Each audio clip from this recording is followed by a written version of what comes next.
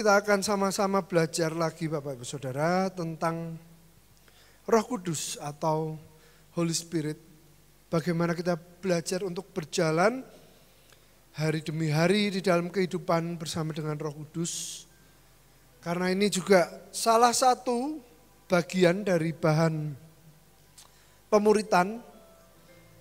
Bagaimana kita mengenal dan bukan hanya mengenal, tapi kita mengalami keintiman dengan Roh Kudus. Dan kita bisa hidup dengan berjalan sesuai dengan kehendak Bapa. Fungsi dan pekerjaan Roh Kudus di dalam kehidupan. Kita melihat, kita semua tahu kalau Roh Kudus ini dikirim oleh Tuhan ketika Tuhan Yesus naik ke surga. Dia berkata, aku akan kirimkan Roh Kudus. Roh Kudus itu siapa Bapak Ibu Saudara? Yang pertama, dia fungsinya dan pekerjaannya adalah sebagai penolong dan penghibur. Sebagai penolong, Roh Kudus ini kalau di dalam bahasa Yunani dikatakan parakletos. Parakletos. Nah, parakletos ini Bapak Ibu Saudara ternyata nanti kita akan bahas itu lebih dari sekedar penolong. Tapi nanti fungsinya itu ternyata lebih hebat lagi. Tapi saya sedikit cerita, kita pengen tahu dulu nih, Roh Kudus itu kira-kira seperti apa ya? Saya sedikit kesaksian Bapak Ibu Saudara, sebelum Lebaran tiba-tiba ada orang yang menghubungi, dia bilang, permisi Mas, saya lihat iklan. Saya lihat iklan, masnya ini mau menjual motor ya. Saya bilang, oh iya betul. Dan dia mengeluarkan penawaran-penawaran. Dia menawar harga bla bla bla, dia tanya macam-macam. Saya pikir ini orang beneran niat atau enggak ya. Nah, saya tunggu, akhirnya penawaran itu terjadi sangat panjang. Selama Lebaran itu, wah tiap hari nanti dia nanya lagi, gimana Mas boleh enggak? Waduh jangan. Nanti berapa lama dia akan menunggu. Nanti muncul lagi penawaran dan segala macam dan terus. Sampai akhirnya dia ini bilang, malah setelah Lebaran itu, hari Minggu sudah harus balik. Dia bilang, malam ini saya berangkat ke Temanggung. Ini saya sudah bawa kendaraan untuk ambil motor. Wah, kaget saya. Memang hari itu saya di Solo. Dan Bapak juga hari itu pergi untuk pelayanan ke Tegal. Jadi kami pergi semua. Mulailah kami berpikir, ini kalau orangnya berangkat beneran, terus gimana? Artinya kan ada seseorang yang harus bisa menjadi representatif, mewakili, terus harus ada orang yang diberi kuasa. Karena kan kalau terjadi deal, nanti siapa yang bawa nih surat-suratnya? Seperti itu Bapak Ibu Saudara, kami berdiskusi, akhirnya kami mau minta tolong, oke, kalau gitu kita bagi tugas saja. Karena tanggung jawabnya ini cukup besar, kalau diberikan pada satu orang bisa keberatan dan memang orang yang kami hubungi, gimana kalau saya dibantu dengan si A dengan si B? Ya enggak apa-apa. Ternyata saya kirim orang untuk menemui yang mau lihat motor Bapak Ibu Saudara. Sama, saya kasih tahu orang ini yang nanti akan mendampingi Anda. Kalau Anda mau lihat motornya, kalau Anda mau cek mesinnya, tapi selama tidak boleh keluar dari rumah. Nanti Anda bisa hubungi orang ini, silahkan ketemu, silahkan periksa kendaraannya, silahkan periksa surat-suratnya. Suratnya sudah dikopi, surat yang asli masih dipegang. dipercayakan kepada yang lain juga. Nah Bapak Ibu Saudara, Roh Kudus ini sama. Roh Kudus itu dikirim ketika Tuhan Yesus terangkat ke surga. Roh Kudus ini dikirim buat mendampingi kita. Oke, ini nanti kamu penolongnya ini ya. Ini loh, Roh Kudus tak taruh. Ini penolongmu. Dan selain itu Roh Kudus juga bisa memberikan kuasa. Nanti kalau mau apa-apa lewat ini, Roh Kudus. Kamu butuh apa lagi? Ibaratnya kalau Tuhan tuh mau ngomong sama kita. Memang aku sudah terangkat ke surga tapi ada Roh Kudus. Jadi berjalanlah dengan Roh Kudus dalam kehidupan sehari-hari. Amin. Nah, kita akan belajar fungsi-fungsi dan pekerjaan Roh Kudus yang nanti kita akan lihat step by step. Setelah semakin kita mengenal Roh Kudus, nanti kita akan lihat bahwa semakin hebat pekerjaan dan kuasa yang diberikan. Yohanes 14 ayat 16-17. Aku akan minta kepada Bapa dan ia akan memberikan kepadamu seorang penolong yang lain supaya ia menyertai kamu selama-lamanya. Yaitu Roh kebenaran. Dunia tidak dapat menerima dia sebab dunia tidak melihat dia dan tidak mengenal dia. Tetapi kamu mengenal dia sebab ia menyertai kamu dan akan diam di dalam kamu. Kata penolong yang dipakai ini, yang Tuhan Yesus sebut itu adalah dalam bahasa Yunaninya adalah parakletos. Parakletos ini memiliki arti seseorang yang disamen itu dihadirkan, didatangkan, dipanggil untuk ditaruh kepada sisi seorang yang menyertai. Dan bukan hanya itu, ternyata kata parakletos ini juga berarti sebagai advocate. Advocate ini apa? Dia seperti penengah. Dia seperti orang yang sesosok yang menolong, menengahi. Dan bukan hanya itu, bahkan dia ini seperti pembela, tapi juga penasihat, seorang advokat. Dan dia menjadi perantara kita kepada Kristus untuk memohon kepada Allah Bapa untuk pengampunan dosa. Nah, makanya salah satu fungsinya kenapa Roh Kudus ini nanti menolong kita, dia ini bisa mengingatkan kita akan dosa dan kelemahan. Mengingatkan kita akan dosa dan kelemahan yang akhirnya membawa kita ke dalam sebuah pertobatan, Bapak Ibu Saudara. Parakletos ini tapi juga counselor. Tapi ini juga comforter. Comforter itu apa? Yang membantu supaya kita ini lebih nyaman. Dan yang berikutnya, yang nomor 2. Dia mengajarkan dan mengingatkan ajaran Tuhan Yesus. Tetapi penghibur yaitu Roh Kudus yang akan dikutus oleh Bapa dalam namaku. Dialah yang akan mengajarkan segala sesuatu kepadamu dan akan mengingatkan kamu akan semua yang telah kukatakan kepadamu. Dia mengingatkan, tapi sebelum dia mengingatkan, dia punya fungsi yang ajaib apa? Mengajarkan segala sesuatu. Loh, hebat banget, sakti banget. Mengajarkan segala sesuatu artinya lebih daripada Google. Ada kesaksian Bapak Ibu Saudara, ada cerita. Pak Agus Putusibau, beliau pernah kesaksian di sini dan dia itu cerita. Dia bilang dulu dia dikejar mau diberi penghargaan oleh salah satu universitas karena dia berhasil, dia bisa bikin penetasan arwana waktu itu. Dan dia cerita, dia kesaksian Bapak Ibu Saudara. Siapa yang mengajari? Tidak ada. Roh Kudus yang mengajari. Ini artinya apa? Ilmu yang bahkan di Google tidak ada, di dunia belum temukan. Tapi itu bisa diturunkan kepada kita melalui Roh Kudus. Amin. Amin. Mungkin kalau Bapak Ibu Saudara melihat dan mendengarkan khotbah tentang apa yang akan kita hadapi ke depan. Mungkin melihat berita apa yang akan kita hadapi ke depan.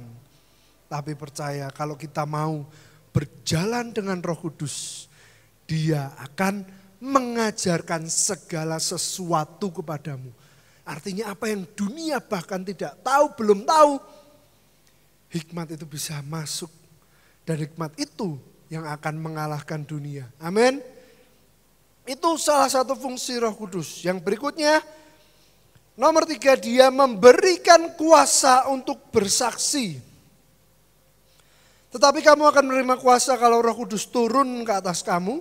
Dan kamu akan menjadi saksiku di Yerusalem dan di seluruh Yudea dan Samaria dan sampai ke ujung bumi. Kita mungkin bisa bersaksi sama orang atau bercerita sama orang. Dua hal yang berbeda. Bedanya apa? Kalau kita cuma cerita mungkin sekedar, oh ya benar-benar. Tapi ketika kita bersaksi, ternyata kalau kita punya Roh Kudus, Roh Kudus itu bekerja. Amin. Pastor Arauna pernah bercerita di sini ketika dia tiba-tiba digerakkan Tuhan untuk bersaksi kepada salah satu orang. Sampai orang itu bertobat. Dia bilang, kalau memang itu adalah jatah untuk dia bersaksi, kuasa Roh Kudus itu akan bekerja. Dan Roh Kudus itu akan mengejar orang tersebut. Sampai apa? Sampai dia mendengarkan apa yang menjadi kata-kata dari Tuhan. Kata-kata dari Roh Kudus. Dan itu yang akan mencelikan. Itu yang akan membuka matanya. Mungkin kalau kita mendengarkan kesaksian juga di sini. Salah seorang ibu yang kesaksian di sini dari Bandung. Ketika dia bekerja, dia bilang dia muncul rasa penasaran yang sedemikian rupa untuk melihat itu buku apa. Pengen tahu buku itu isinya apa. Kira-kira munculnya dari mana Bapak Ibu Saudara? Pekerjaan siapa? Pekerjaan Roh Kudus. Amin. Dan itu yang akan membawa kita, memberikan kita kuasa untuk kita menjadi saksi. Memberikan kita kemampuan. Dan itu bekerja ketika kita mau. Yang pertama kita sudah dipenuhi dan kita mau untuk bersaksi. Roh Kudus akan bekerja. Yang berikutnya, ini yang Roh Kudus lakukan. Dia menyadarkan dunia, dia mencelikan setiap mata. Namun benar yang kukatakan ini kepadamu adalah lebih berguna bagi kamu jika aku pergi. Sebab jikalau aku tidak pergi, penghibur itu tidak akan datang kepadamu. Tetapi jikalau aku pergi, aku akan mengutus dia kepadamu. Dan kalau ia datang, ia akan menginsafkan dunia akan dosa, kebenaran, dan penghakiman. Tuhan sudah kirim Roh Kudus untuk menginsafkan, untuk mencelikan, untuk membuka lagi mata hati setiap orang. Mungkin kita ketemu sama orang, kita sudah omongi sedemikian rupa, kamu ini harus bertobat, gini, bla bla bla bla. Baik Bapak Ibu Saudara, baik. Tapi lebih dari itu, mungkin lain kali datang kembali kepada orang itu. Tapi kita dengan penuh Roh Kudus. Kita sudah berdoa dulu, kita sudah minta Tuhan Roh Kudus, aku serahkan engkau bekerja. Salah satu tugasnya, salah satu fungsinya, salah satu kuasanya adalah mencelikan, menyadarkan, menginsafkan dunia daripada dosa. Ini Bapak Ibu Saudara, review mengenai pekerjaan dan fungsi Roh Kudus. Kita akan lihat bagaimana hidup berjalan dengan Roh Kudus dalam sehari-hari. Yang pertama Bapak Ibu Saudara, menyerahkan diri setiap hari kepada Roh Kudus. Hidup oleh Roh berarti membiarkan Dia memimpin pikiran, tindakan, dan keputusan kita. Nanti kita akan lihat bahwa tindakan, pikiran, keputusan kita itu bisa dipengaruhi oleh si jahat. Bisa diintimidasi oleh si jahat. Maka itu kita perlu Roh Kudus. Sebagai apa?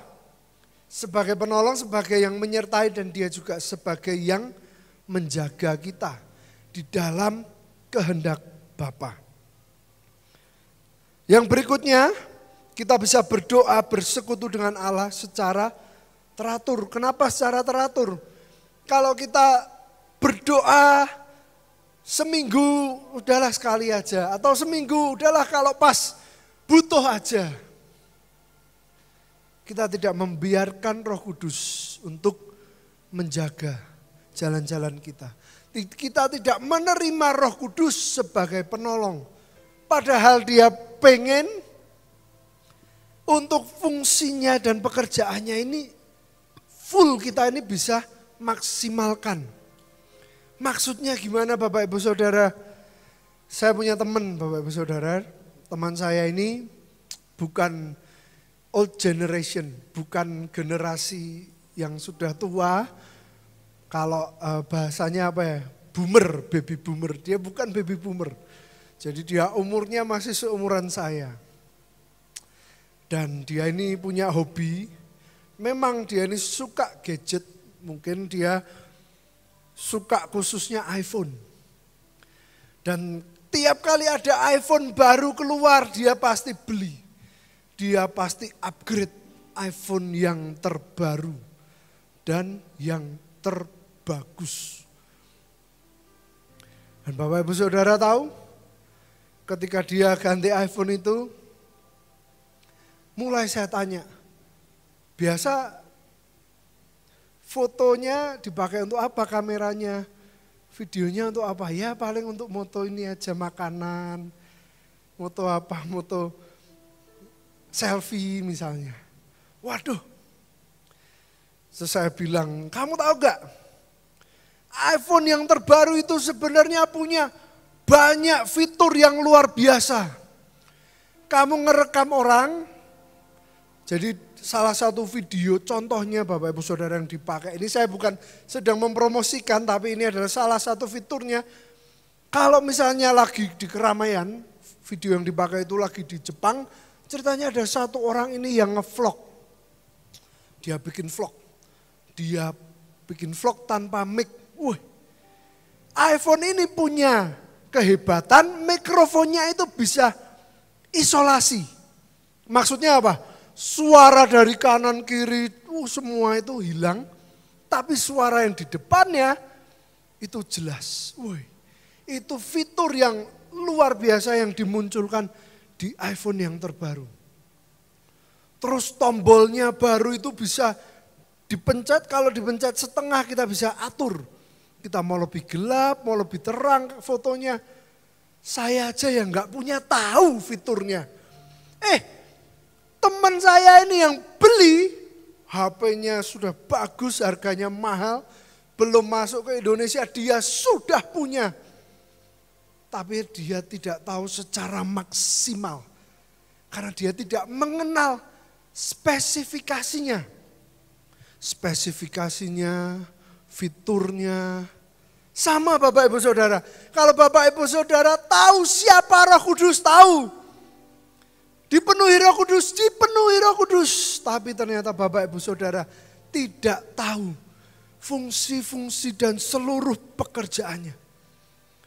Maka akhirnya rugi. Kita hanya mengalami separuh-separuh. Kalau kita sudah tahu, yakin dan percaya, mari Bapak Ibu Saudara masuk lebih dalam keintiman dengan Roh Kudus. Dan kita akan merasakan semua pekerjaan Roh Kudus yang Tuhan berikan di dalam hidup kita. Amin. Nah, itulah kenapa kita harus berdoa bersekutu terus sama Roh Kudus. Belajar mendengar suara Tuhan, berkomunikasi, belajar untuk berjalan bersama dengan Roh Kudus.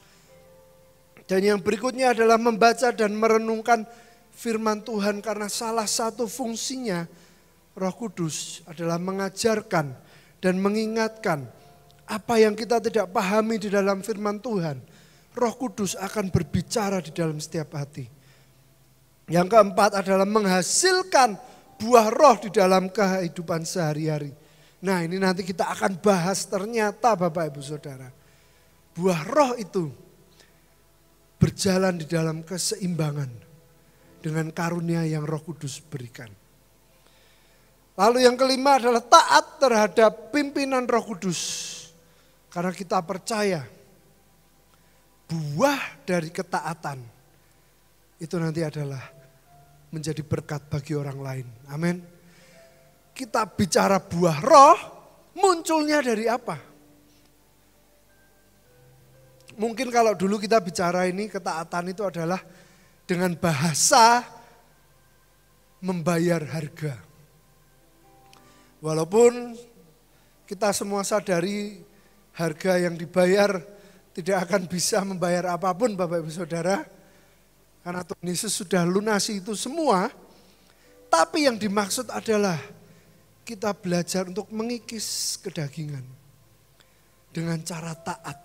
Ketika kita taat kita kikis kedagingan. Dan itu akan menghasilkan buah roh yang akan dinikmati oleh setiap orang. Oke, mungkin ini review karena kita sudah pernah bahas mengenai Holy Spirit dan kita akan masuk ke yang lebih lanjut mengenai fungsinya pekerjaan Roh Kudus yang jadi daging. Kenapa Bapak Ibu Saudara? Berapa lama kita sudah belajar dan mengerti, mungkin kita tidak asing dengan dunia roh, pernah mendengar tentang dunia roh, mungkin kita tidak asing dengan yang namanya karunia rohani, karunia Roh Kudus, mungkin kita tidak asing dengan namanya nubuatan. Tapi berapa banyak juga kita sudah mengikuti itu dan rasanya tidak terjadi apa-apa di dalam kehidupan kita. Kita akan baca sama-sama karunia roh dan buah-buah roh. Oke. Kita baca sama-sama ada 9 di 1 Korintus 12 ayat 8 sampai 10. Oke, kita baca.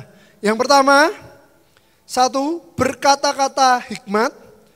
Yang kedua, berkata-kata pengetahuan, memberikan iman, karunia menyembuhkan, mengadakan mujizat, karunia bernubuat, membedakan bermacam-macam roh, berkata-kata dengan bahasa roh, dan yang terakhir menafsirkan bahasa roh. Ada berapa Bapak Ibu Saudara? Ada 9. Betul? Nah, sedangkan buah-buah roh, Galatia 5 ayat 22 sampai 23. Tetapi buah roh ialah kasih, sukacita, damai sejahtera, kesabaran, kemurahan, kebaikan, kesetiaan, kelemah lembutan, penguasaan diri. Tidak ada hukum yang menentang hal itu. Ada berapa? 9. 9 karunia Roh Kudus dan 9 buah roh. Kenapa kira-kira? Ya bagus aja 9, ya gak mungkin toh. Karena harus seimbang Bapak Ibu Saudara. Balance. Temukan keseimbangan. Apa karunia-karunia roh yang kita miliki yang Tuhan berikan melalui Roh Kudus. Apakah hasilnya menimbulkan, memunculkan buah-buah roh yang bisa dinikmati oleh orang lain. Oke Bapak Ibu Saudara, mungkin kita sudah tidak asing dengan nubuatan, penglihatan. Betul? Kita tidak jarang mendengarkan nubuatan, tidak jarang mendengarkan orang yang mendapatkan penglihatan dan segala macam. Itu semua adalah karunia dari Roh Kudus. Karena apa? karunia menyembuhkan, karunia bernubuat. Bisa bernubuat itu bisa Tuhan bukakan mata rohani, melihat. Dan itu muncul nubuatan. Tapi kita juga punya karunia untuk membedakan bermacam-macam roh. Karena berbahaya Bapak Ibu Saudara, nubuatan bisa terjadi penyesatan. Itu bisa tipis. Karena apa? Karena si jahat tidak ingin kita memunculkan, menghasilkan buah roh. Si jahat gak mau, jadi caranya apa ya? Dia mainin. Ayo. Dia mainin semua. Melalui apa? Melalui pikiran, perasaan. Main Bapak Ibu Saudara. Nanti kita akan belajar sama-sama tentang gimana sih kok bisa seperti itu. Terus apa yang harus kita lakukan. Karena jujur Bapak Ibu Saudara, salah satu pemuritan yang kita perlu pelajari sama-sama adalah memang supaya kita ini gak takut sama yang namanya si jahat, sama yang namanya peperangan rohani, supaya kita ini gak takut. Dan supaya kita ini memanfaatkan dan menggunakan segala yang Tuhan sudah percayakan, segala kuasa yang Tuhan sudah berikan. Yang nomor 2, prophetic act atau tindakan profetik. Tindakan profetik adalah salah satu cara menerjemahkan roh jadi nyata. Tindakan profetik harus timbul dari kemurnian hati, rema, ketepatan dan ketaatan. Yang pertama kemurnian hati, yang kedua rema. Kenapa rema? Karunia Roh Kudus yang tadi kita lihat. Berkata-kata hikmat, pengetahuan, iman, dan Roh Kudus yang menuntun kita ketika kita membaca firman Tuhan, ketika kita mendengarkan firman Tuhan. Dan itu akan memunculkan sebuah rema di dalam hati. Dan itu harus dalam ketepatan dan ketaatan. Tindakan profetik memiliki arti rohani dan bisa dijelaskan secara alkitabiah. Maksudnya apa Bapak Ibu Saudara? Siapa yang pernah perjamuan kudus di tempat ini? Oh salah, berarti tak balik. Siapa yang belum pernah perjamuan? Ya, tidak ada ya. Berarti semua pernah melakukan tindakan profetik. Betul? Karena apa? Itu melambangkan ya. Prophetic act atau tindakan profetik itu adalah sesuatu yang melambangkan, sesuatu yang simbolis. Angkat roti dan anggur. Itu melambangkan tubuh dan darah Yesus. Artinya ketika kita berdoa kita makan mungkin madu. Mungkin kita pernah makan anggur, mungkin kita pernah makan roti, apalagi. Banyak Bapak Ibu Saudara, itu adalah sebuah prophetic act atau action, prophetic action, tindakan profetik. Dan Bapak Ibu Saudara, kenapa tim pemuji penyembah yang ada di depan, penari, kenapa mereka perlu melakukan dan mengerjakan segalanya dalam ketepatan. Karena yang mereka lakukan dan kerjakan adalah sebuah tindakan profetik atau sebuah statement. Lagu yang dinyanyikan, perkataan, deklarasi, itu semua statement Bapak Ibu Saudara. Kenapa Esther minta sampai anak-anak Haman harus disulahkan? Karena itu adalah sebuah statement. Menunjukkan untuk musuh-musuhnya.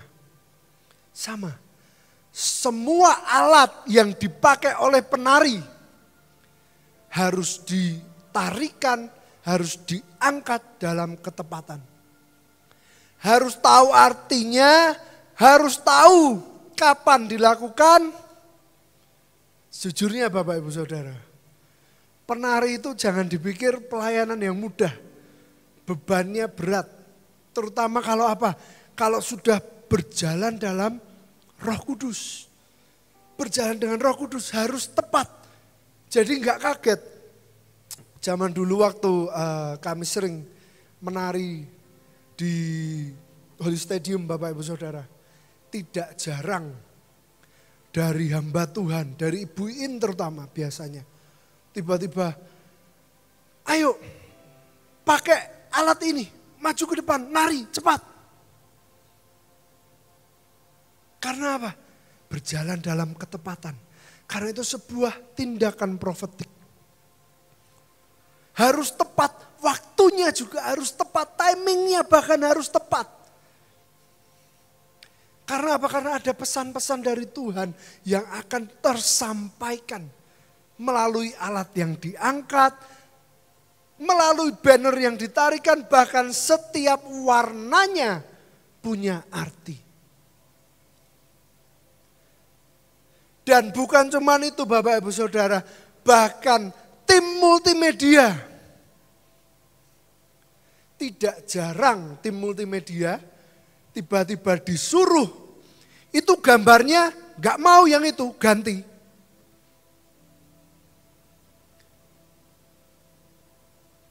Karena itu simbolik, itu menceritakan atau memunculkan sesuatu. Atau warna. Ketika lagunya tentang darah Yesus, pakai warna merah. Itu salah satu tindakan-tindakan simbolik atau tindakan profetik. Harus dijalani dalam ketepatan. Biarkan Roh Kudus bekerja, minta hikmat dan kebijaksanaan dalam melakukan. Nah, kita akan lihat contoh tindakan profetik di Alkitab. Kita baca sama-sama ini, kita lihat sama-sama. Ketika Elisa menyuruh Raja Yoas memanah dan memukulkan anak panah. Berkatalah Elisa kepadanya ketika nabinya mendapatkan pesan. Dan ternyata pesan ini Bapak Ibu Saudara, tindakan profetik ini dilakukan harus tepat. Bahkan ada step-stepnya. Karena apa? Karena semua memiliki arti. Ambillah busur dan anak-anak panah, itu pertama. Lalu diambillah busur dan anak-anak panah, berkatalah ia kepada Raja Israel, tariklah busurmu. Lalu ia menarik busurnya, tetapi Elisa menaruh tangannya di atas tangan raja. Serta berkata, bukalah jendela yang di sebelah timur.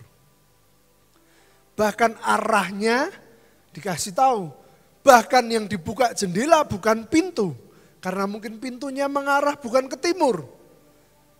Dan ketika dibukanya berkatalah Elisa, panahlah.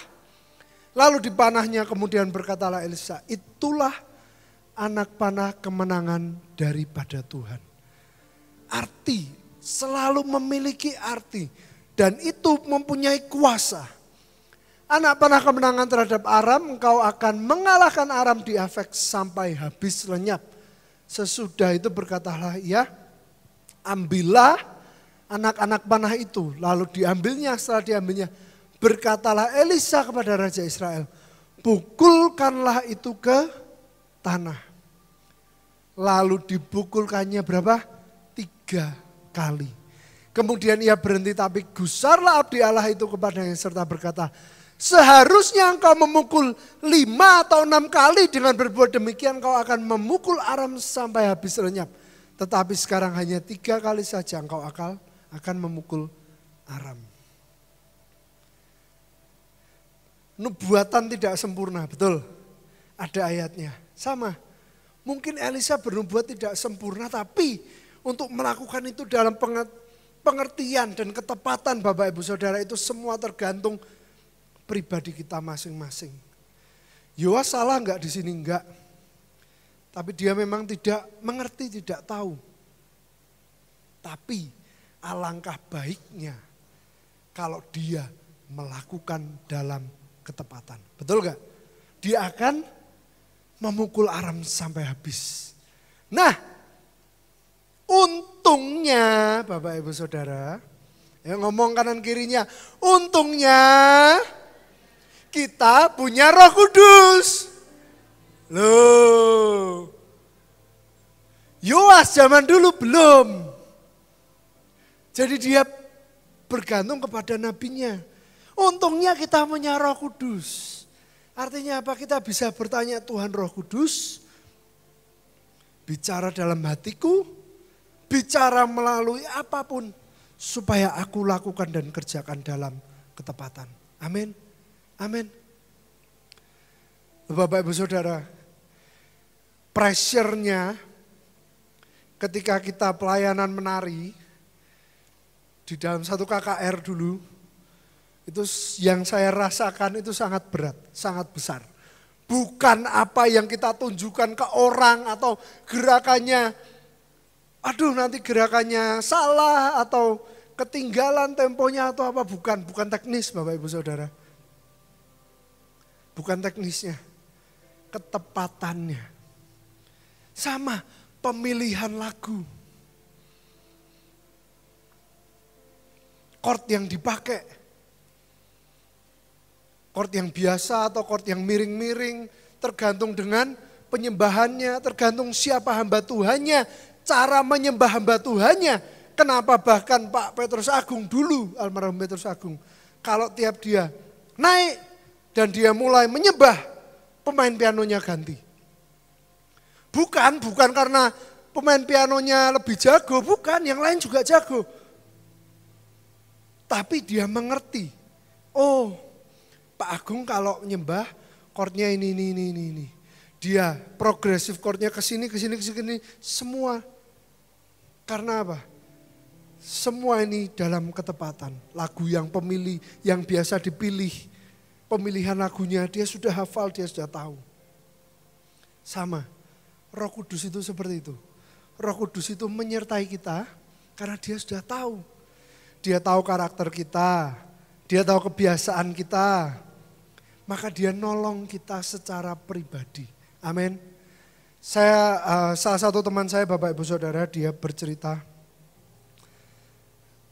Dia ini mau ikut kami untuk pergi ke Thailand untuk pelayanan. Dan dia mendapatkan rema daripada Tuhan untuk pergi ke Thailand.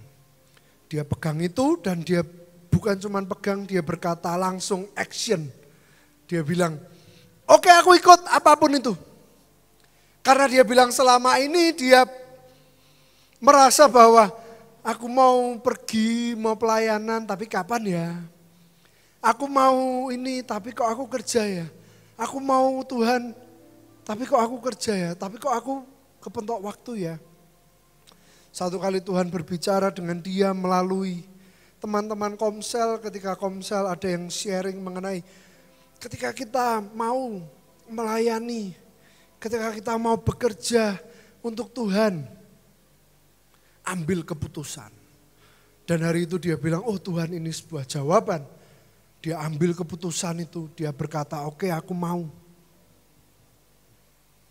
Dan setelah dia berkata ya, tanda dan jawaban dari Tuhan melalui Roh Kudus itu terus muncul. Biaya tiba-tiba ada dari hal yang dia tidak pernah duga.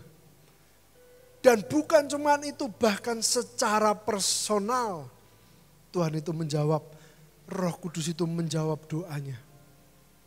Dia bilang, aku itu butuh satu kamera. Kamera ini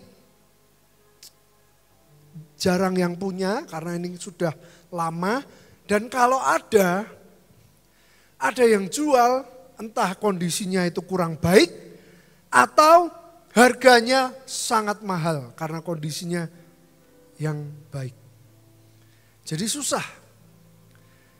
Dia tidak berdoa tapi dia simpan di dalam hati. Dan aku sering ngobrol sama salah satu temanku ini dan dia ini sangat membantu untuk mengatur data, harga tiket pesawat ke Thailand, ke Chiang Mai. Terus bahkan dia bantuin, oke aku cariin untuk semua tim. Bahkan kalau orang yang mau ikut, kira-kira butuh dana berapa, dihitungin. Nanti jam pesawatnya yang kira-kira kita ambil yang cocok jam berapa. dari sini, lalu dari Jakarta jam berapa, ke Chiang Mai, nanti pulangnya jam berapa. Terus dia cari, dia bantuin semua. Saya diskusi, oke, hotel gimana? Hotel kita diskusi sampai jam 1 malam. Dia tidak pernah berdoa meminta sama Tuhan, tapi Tuhan itu personal. Roh Kudus mengenal kita personal, amin, pribadi. Tiba-tiba ada temannya menawarkan kamera yang exactly persis yang dia cari. Dengan harga yang masuk di akal. Dengan harga yang baik. Dia kaget dan dia bilang, wah, Tuhan itu benar-benar personal. Ketika kita mau mengenal dia dan berjalan bersama dia step by step, ternyata Tuhan kerjakan personal. Dan saya bilang luar biasa. Bahkan Bapak Ibu Saudara, ketika muncul pembagian tentang oke, nanti Vincent ke Thailand ya, karena dulu Vincent dapat mimpi, dapat perintah dari Tuhan secara pribadi untuk berdoa ke Thailand. Oke, nanti Thailand berarti Vincent. Tahu Bapak Ibu Saudara apa yang terjadi?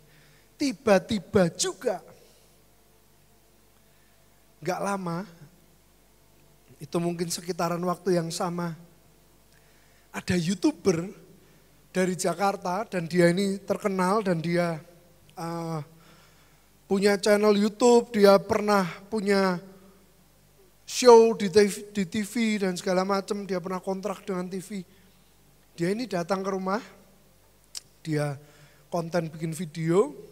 Dan salah satu yang dia video ini salah satu ikan yang menurut saya ikan ini biasa-biasa saja.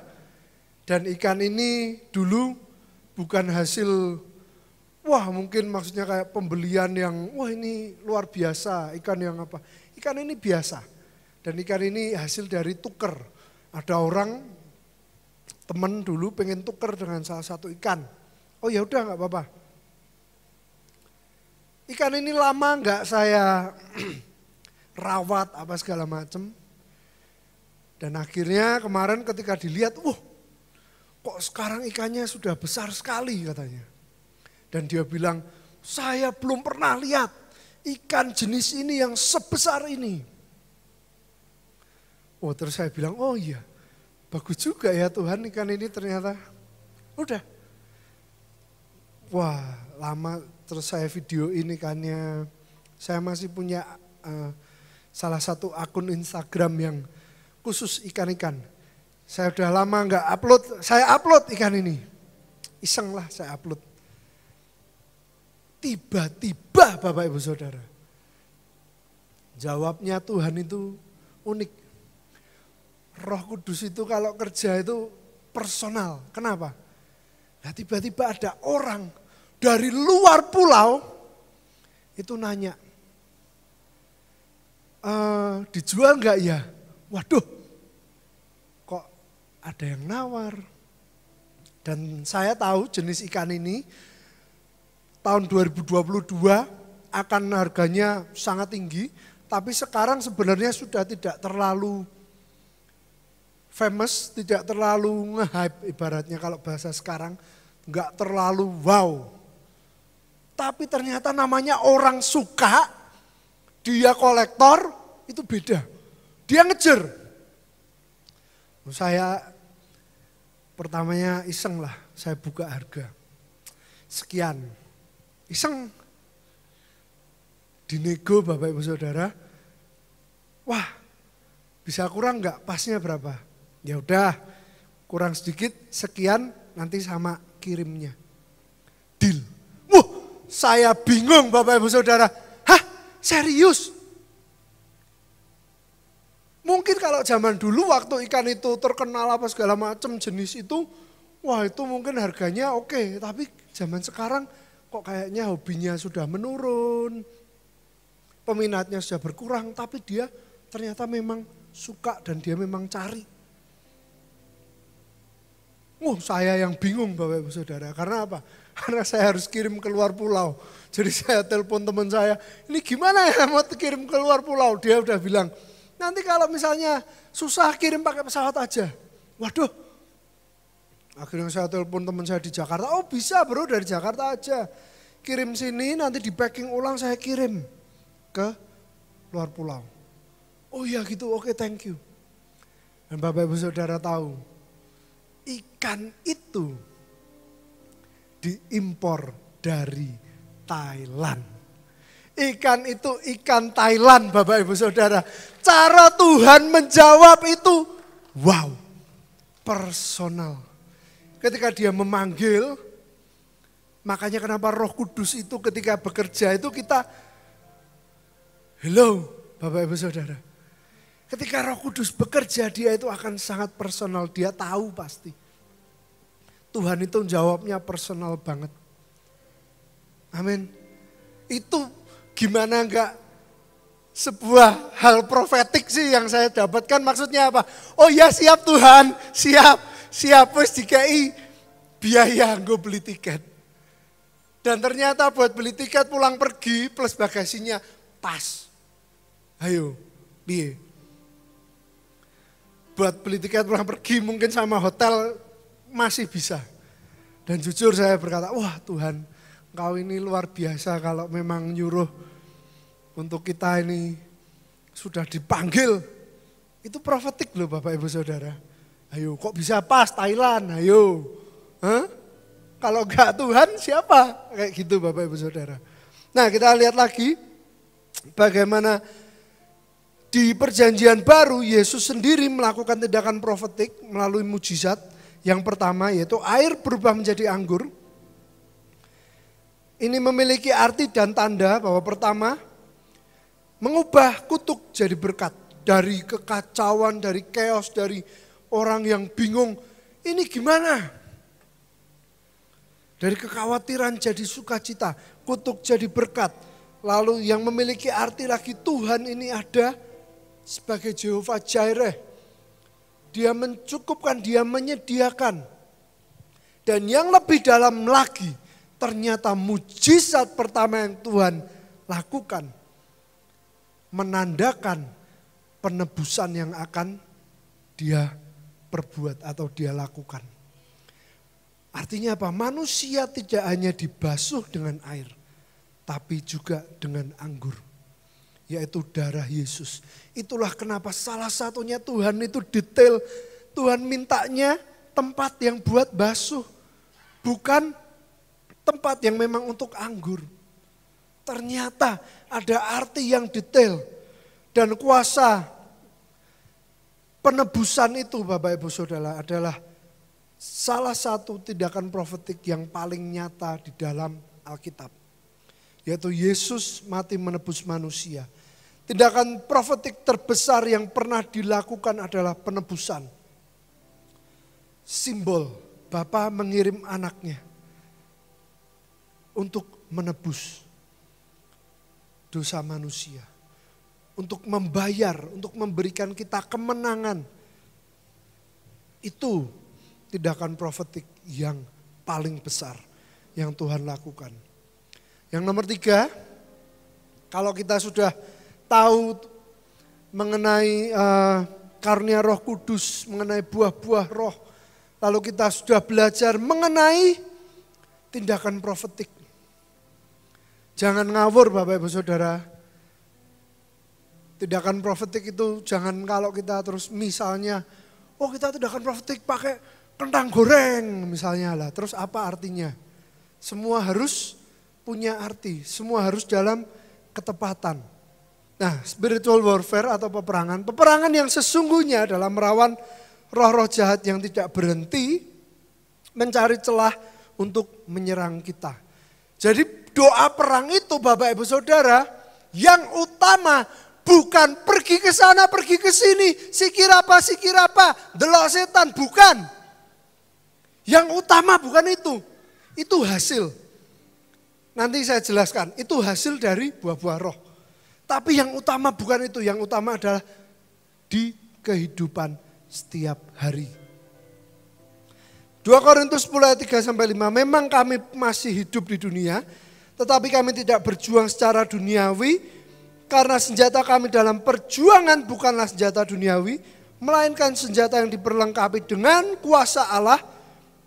Nah ini, yang sanggup untuk meruntuhkan benteng-benteng, kami mematahkan setiap siasat orang dan merubuhkan setiap kubu yang dibangun oleh keangkuhan manusia untuk menentang pengenalan akan Allah.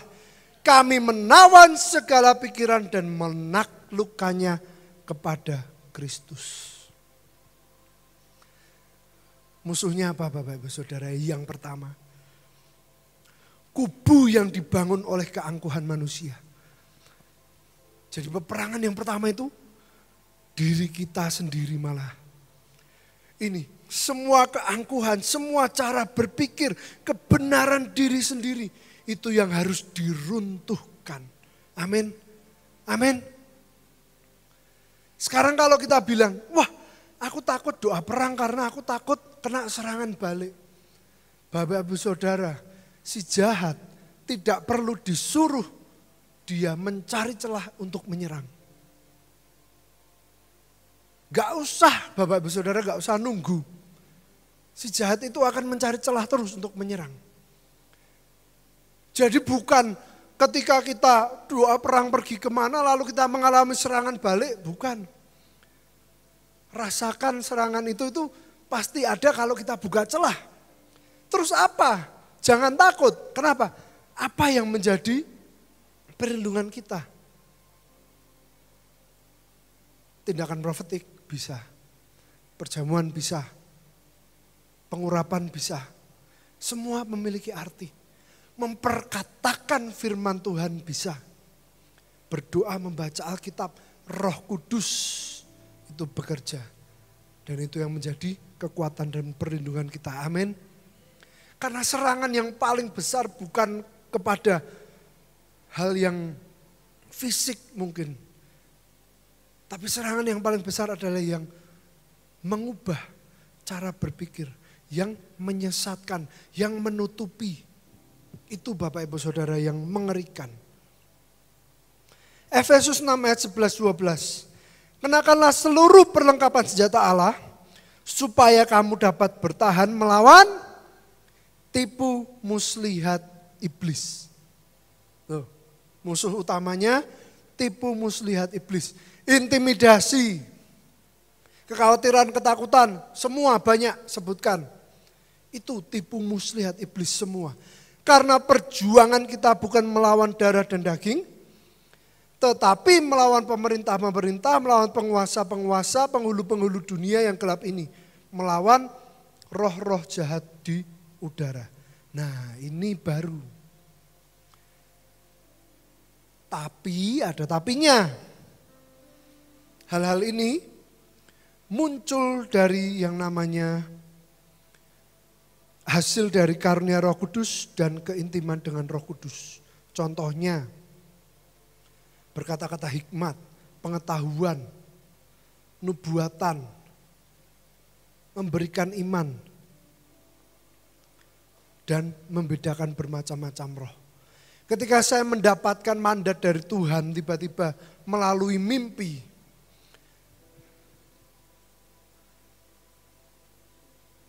saya tahu bahwa Tuhan ini adalah mandat dan perintah jelas daripada Engkau. Baru saya bergerak. Enggak mungkin Bapak Ibu Saudara kalau nek basa Jawa ini moro-moro teko ning Thailand doa perang ngapain? Tiba-tiba datang ke Thailand doa perang ngapain? Mendingan jalan-jalan, shopping atau kuliner karena enak dan murah-murah. Kayak gitu. Tapi kalau untuk pergi berperang harus ada yang namanya mandat tersendiri. Yang muncul dari itu.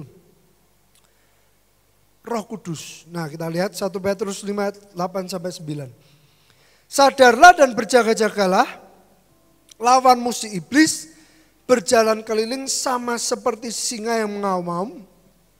dan mencari orang yang dapat ditelannya. Lawanlah dia dengan iman yang teguh. Sebab kamu tahu bahwa semua saudaramu di seluruh dunia menanggung penderitaan yang sama. Sedangkan salah satu karunia Roh Kudus adalah memberikan iman. Faith, iman yang mengalahkan dunia. Itu dari mana? Dari Roh Kudus. Itu salah satu karunia Roh Kudus. Memang doa perang untuk ke tempat-tempat tertentu dan segala macam itu Bapak Ibu Saudara. Menurut saya itu bukan doa perang yang biasa. Itu harus muncul dari entah itu nubuatan, entah itu pesan Tuhan yang khusus. Dan itu juga merupakan sebuah tindakan profetik yang mana harus dilakukan dalam ketaatan dan ketepatan. Tapi kalau kita disuruh oleh Tuhan, kita tidak boleh takut, amin. Dan sehari-hari Alkitab sudah berkata kita harus pakai segenap senjata Allah untuk melawan tipu muslihat.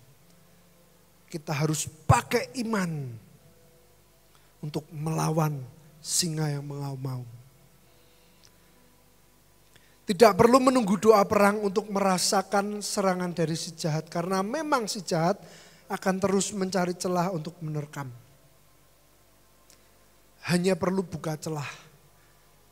Nah gimana Tuhan terusan? Kan kita manusia ya toh. Kita bisa salah, kita bisa, betul enggak? Kita daging masih, kita bisa salah, kita bisa tidak mengerti. Kita bisa buka celah tanpa kita sadari. That's why kita butuh penolong. Tadi advokat, penolongnya ini fungsinya salah satunya itu. Kuasa yang kita dapat, penyertaan yang kita dapat, penolong ini yang akan bawa kita membuat pendamaian ke hadapan Tuhan. Tuhan, ampuni aku atas ketidakmengertianku, kesalahanku, ucapanku yang salah. Itulah kenapa tiap hari Bapak Ibu Saudara kita perlu penyertaan Roh Kudus untuk menyadarkan atas setiap kesalahan. Ketika kita sadar, kita minta ampun, itu yang akan menutup setiap celah. Amin. Ada darah Yesus yang bekerja dalam setiap hati kita. Yang terakhir, next. Taat dan tepat. Lakukan dalam ketaatan dan ketepatan dalam kerendahan hati sesuai yang Tuhan perintahkan. Matius 7 ayat 21 sampai 23. Bukan setiap orang yang berseru kepadaku Tuhan, Tuhan akan masuk dalam kerajaan surga. Melainkan dia yang melakukan kehendak Bapakku yang di surga. Itu kuncinya.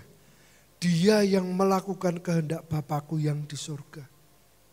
Sedangkan untuk kita manusia, seorang manusia dengan segala kelemahan, kegagalan, kebobrokan, mau melakukan kehendak Bapa, jauh banget.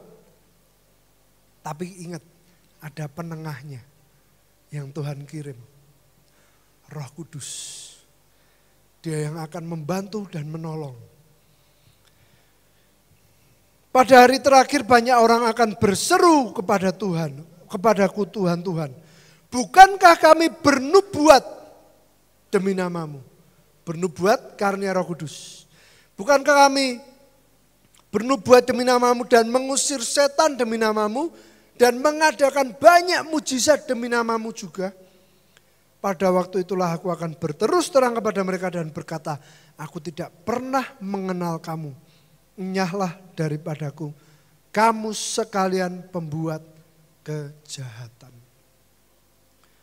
Kita boleh punya karunia Roh Kudus. Kita mungkin bisa mengusir setan, kita punya karunia untuk bernubuat. Tapi lebih dari itu semua, pekerjaan Roh Kudus dalam membimbing, dalam memberikan kita pertolongan. Itu yang akan membawa kita untuk kita melakukan kehendak Bapa. Supaya apa? Supaya nanti Tuhan tetap mengenal kita. Amin. Apapun pelayanan yang kita lakukan, apapun karunia yang Tuhan percayakan di dalam kehidupan kita. Saya mau ingatkan, bahkan saya selalu mengingatkan hal ini kepada diri saya. Lakukan itu sesuai dengan kehendak Tuhan. Karena apa? Karena kita manusia, kita masih bisa salah, kita masih bisa punya rasa pengen diakui oleh orang. Mungkin melayani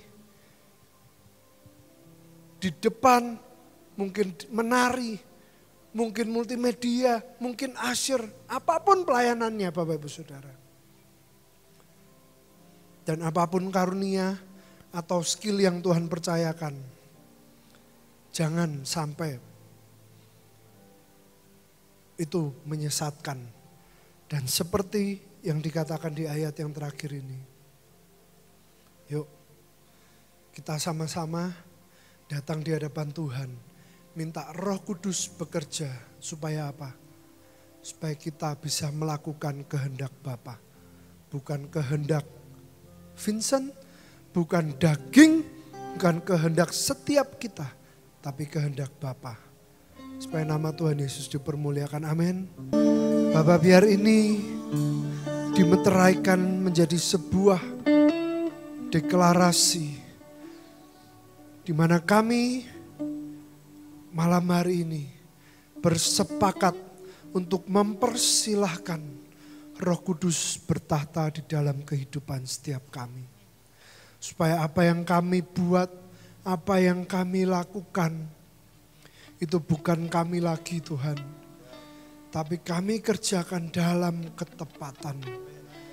Kami serahkan free will kami, kehendak bebas kami. Supaya Tuhan, Engkau bekerja lebih lagi di dalam hidup kami. Biar kami bisa lakukan dan kerjakan apa yang menjadi kehendak Bapa.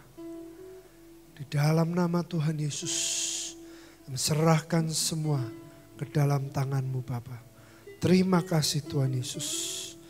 Semua yang mengucap syukur atas apa yang Dia perbuat di dalam kehidupan kita. Semua sama-sama katakan amin.